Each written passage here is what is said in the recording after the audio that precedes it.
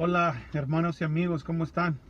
Miren, aquí otra vez dándole lata, continuando lo que hemos estado haciendo, la lectura y comentando el Evangelio de Juan. Y la última vez hablamos de Juan capítulo 2 y leímos hasta desde el 1 hasta el 12.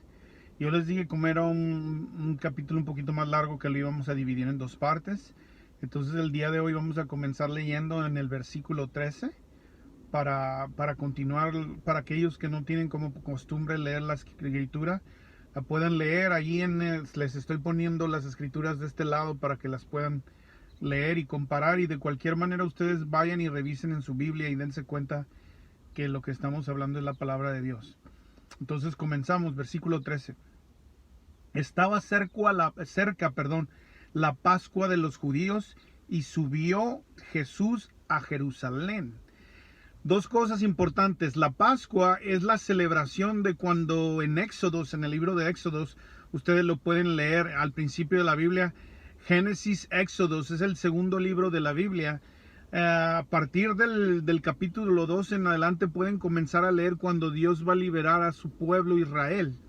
Y ahí es donde les manda, hablamos de eso también en uno de los videos pasados, que les manda que maten un cordero por familia y usen la sangre y la pongan en la parte de arriba y en la parte a los lados, en la parte en el dintel superior de la puerta y en la parte de los postes de a los lados, para que cuando viniera el último de las plagas, que era el ángel de la muerte, iba a matar a todo primogénito, pero aquellos donde viera esa sangre en la puerta no iba a poder entrar, porque la sangre cubría a la familia que estaba dentro de esa casa.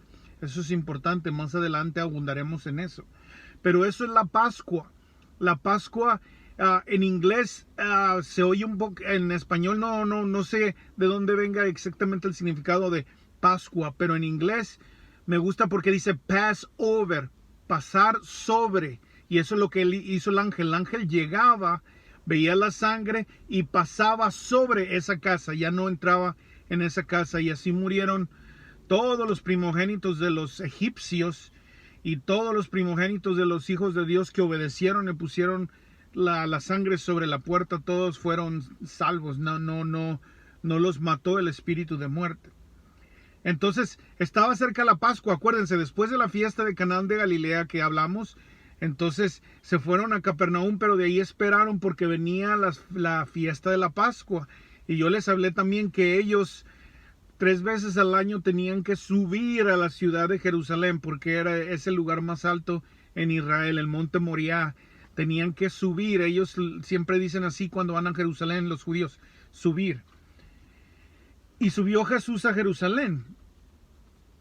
Versículo 14. Y halló en el templo a los que vendían bueyes, ovejas y palomas, y a los cambistas allí sentados. Déjenme hablo de esto. El templo era una estructura que Herodes amplió bastante grande. Estaba la parte del templo donde se hacían los sacrificios, donde solo los sacerdotes podían entrar. El templo estaba dividido en dos. En ese tiempo ya no estaba la arca del pacto, ya no la tenían, que había un lugar del lugar santísimo y el lugar santo. En el lugar santo sí estaba el candelabro, estaba la mesa de la proposición donde había panes, 12 panes por cada una de las tribus de Israel, y estaba el incenciario que estaba cerca del lugar santísimo. Y saliendo de eso que era el templo, estaba lo que se llama el lavacro, que era como uno para lavarse las manos, para limpiarse los sacerdotes, y estaba lo que era en este tiempo un altar de sacrificio, donde mataban a los animales, y ahí mismo los subían, los echaban al fuego y los cocinaban los quemaban en sí, no los cocinaban para comer, los quemaban como sacrificio a Dios. Pero afuera de ese templo había como un patio que se llamaba el atrio, y había el lado de las mujeres, el lado de los hombres. Pero era necesario, porque imagínense traer un buey o traer el sacrificio desde muchos lados. Se había hecho parte del templo, lo que le llaman lo que aquí dice, miren, déjenlo, vuelvo a leer. Y halló en el templo los que vendían bueyes, ovejas y palomas, y a los cambistas ahí sentados. Ese era algo que se necesitaba dentro del templo. porque mucha gente venía de otro país y traían una moneda diferente. Para poder dar tu ofrenda necesitabas cambiar, vamos a decir, la ofrenda. Bueno, en Israel hasta el día de hoy le han puesto el nombre a su moneda, se llaman shekels. Entonces tenías que cambiar la moneda del país que venías. Vamos a suponer de aquí de Estados Unidos íbamos y cambiábamos los dólares a shekels, o si íbamos de México cambiábamos los pesos a shekels. Era algo necesario que tenía que estar ahí en la iglesia. Y también, de acuerdo, si no eras una persona adinerada, tenías que traer de acuerdo a tu posibilidad, era el sacrificio que tenías que traer a Dios. Los más pudientes pues traían bueyes, y los que menos traían ovejas, y los que menos palomas. Inclusive había otro tipo de ofrendas. Entonces, al tú venir desde lejos, no podías acarrear con ese animal. Entonces era algo necesario dentro del templo. Pero ahí es donde viene el versículo 15, que se convirtió en un mal. Fíjense, hasta lo bueno a veces puede, si nosotros no lo hacemos con el corazón correcto, se puede volver en algo no agradable delante de los ojos de Dios. Versículo 15. Y haciendo un azote de cuerdas, hizo un lazo. Jesús hizo un lazo y dice, y echó fuera del templo a todos y a las ovejas y los bueyes, y esparció las monedas de los cambistas y volcó las mesas. Imagínense a Jesús molesto viendo que la gente, miren, bueno, ahorita explica por qué. Y dijo a los que vendían palomas, quitad de aquí esto y no hagáis de la casa de mi padre casa de mercado. La palabra nos habla de que la casa de Dios iba a ser un lugar para oración, un lugar para búsqueda, casa de Dios por oración, casa de oración para las naciones, para que no solo los judíos, que ellos tenían acceso a la parte principal, sino las mujeres que estaban a un lado, y los gentiles, que había otro espacio para las personas que no eran judíos, pudieran venir a ofrecer holocausto y traer oraciones delante de Dios. Era un lugar para la búsqueda de Dios. Mas sin embargo, había gente que se aprovechaba de que muchos venían de otro lugar con otra moneda y no iban a poder conseguir un buey, conseguir una paloma, conseguir un borrego, cambiar la moneda sin que se los cambiaran en el templo. Entonces esas personas lo que hacían es se aprovechaban de que eran el último recurso para aquellos que venían con un corazón buscando a Dios, y lo que hacían es que les subían el precio o cambiaban las monedas por más dinero de lo que deberían de cambiarlo, y estaban haciendo un negocio de un acto de adoración. Desafortunadamente se parece mucho a los días de hoy, donde dentro de las iglesias, y no te estoy hablando de una iglesia específica, dentro de muchas iglesias, y no todas, hay muchas iglesias que sirven a Dios de corazón, pero hay unas iglesias que dentro del rito religioso, si se puede decir así, de tu búsqueda de Dios, se están aprovechando de las personas y están haciendo de la casa de Dios un mercado, de algo que fue abierto para la búsqueda de Dios, donde Dios dice, no necesitas traer un buey si no tienes la posibilidad, trae lo que puedas.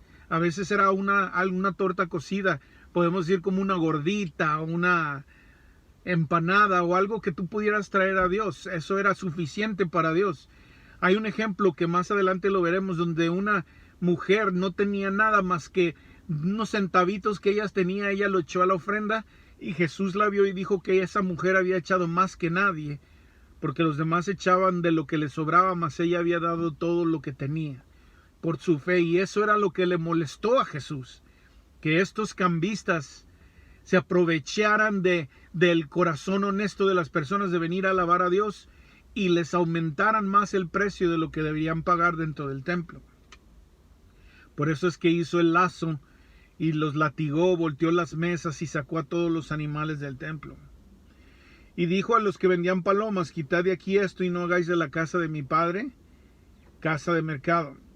Entonces dice aquí, entonces se acordaron sus discípulos que está escrito, el celo de tu casa me consume. Eso es algo profético que está en la palabra. El celo. No son los celos como posesivos, como a veces nos los pintan en estos tiempos. esos celos tóxicos que no dejan a una persona respirar.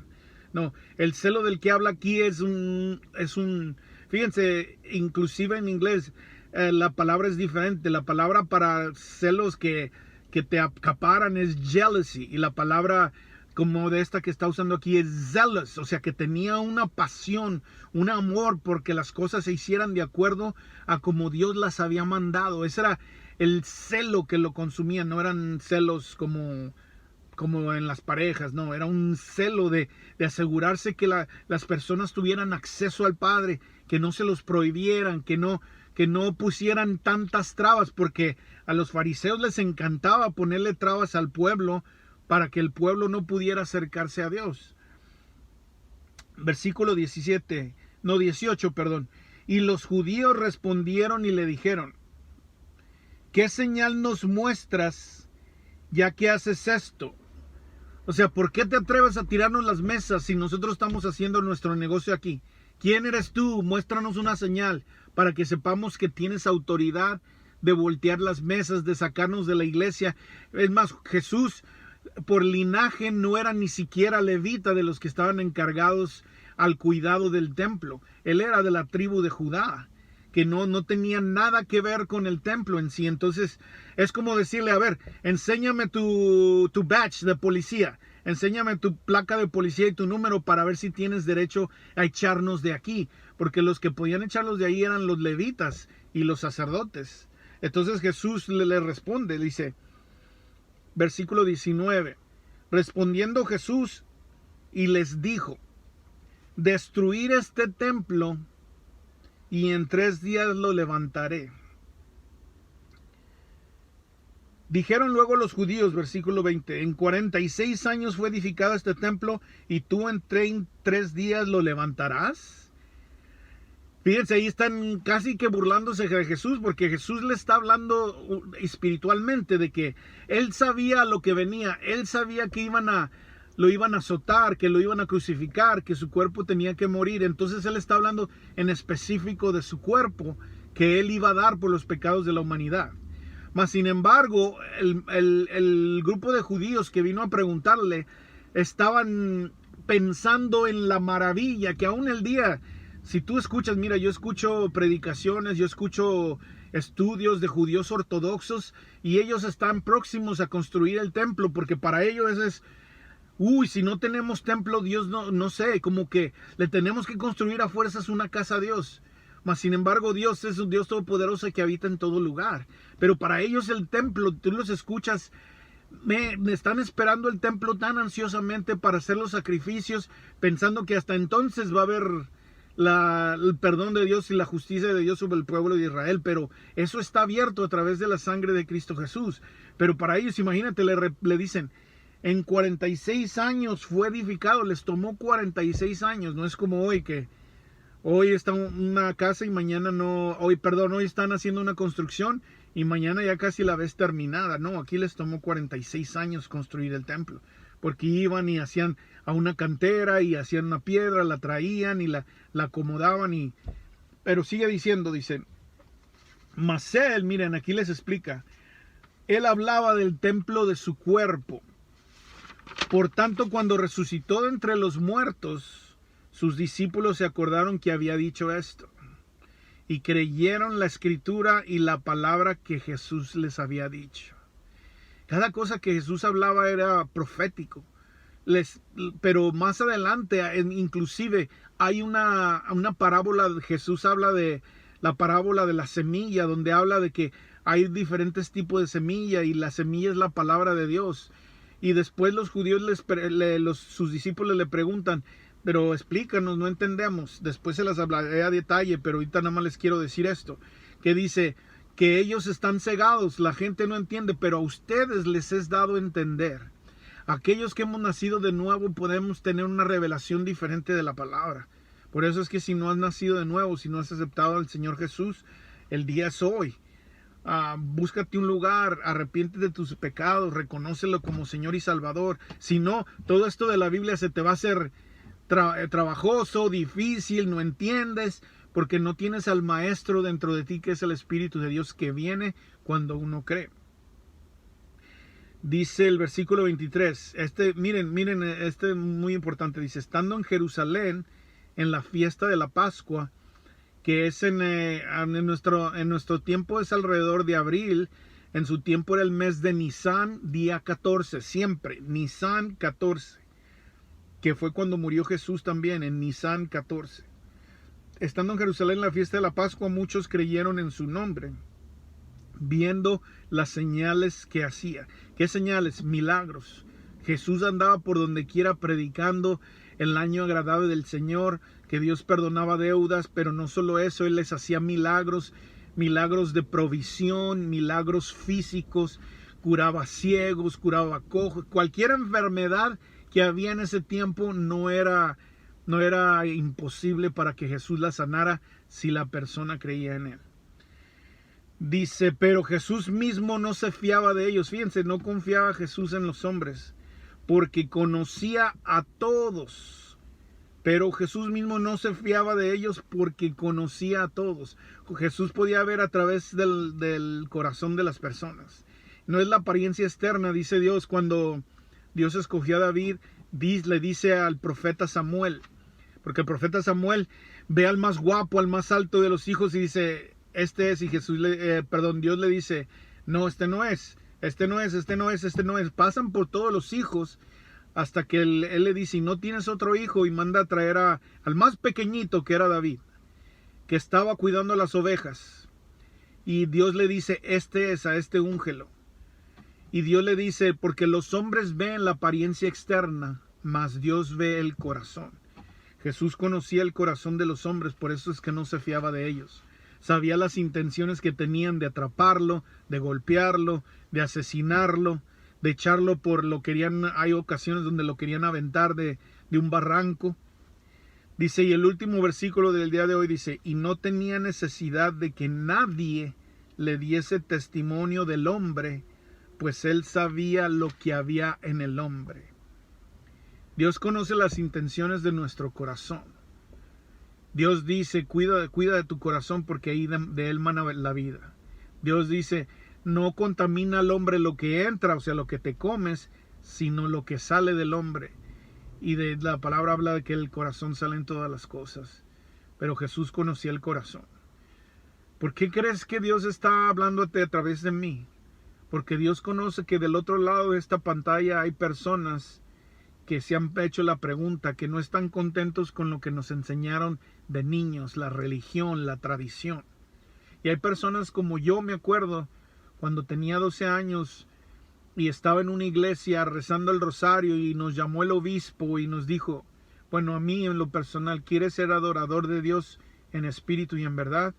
Y eso atravesó mi corazón, esa pregunta, y la tuve hasta que llegué a los Estados Unidos, y a los 20 años alguien me habló verdaderamente de Cristo, no de una religión. Y yo entregué mi corazón a Dios, porque sí quiero ser adorador en espíritu y en verdad, por siempre de Él. Y yo sé que del otro lado de la pantalla va a haber alguien que escuche esta palabra. Dios es capaz de usar un pedacito de lo que yo hablé para, al parecer, dejarte saber que yo, como si yo te conociera. Pero yo no te conozco, es el Espíritu de Dios el que conoce. El Espíritu de Dios es el que conoce tu corazón, que ya estás cansado de vivir la vida que estás viviendo. La Biblia dice, venid a mí, le dice Jesús, todos los cansados y trabajados, que yo os haré descansar. Entrégate, y dice la Biblia, el que busca su vida la perderá, mas el que pierde su vida por causa de mí la hallará. ¿Qué quiere decir esto? Porque a veces queremos vivir en el mundo de mi manera, ganar el mundo a mi manera, hacer las cosas a mi manera. Como decía el cantante americano famoso, I did it my way, lo hice a mi manera. Pero si lo haces a la manera de Jesús y pierdes esta vida, que en realidad no vale en lo eterno, vas a ganar la vida eterna. No porque tú la ganes con tus hechos, sino porque Jesús la ganó por ti, y al momento que tú crees en Él, los pecados tuyos se van a Él y su justicia se viene a ti, y tu nombre es escrito en el libro de la vida. Ahí los voy a dejar, hermanos. Dios los bendiga y los guarde en el nombre de Jesús. Amén.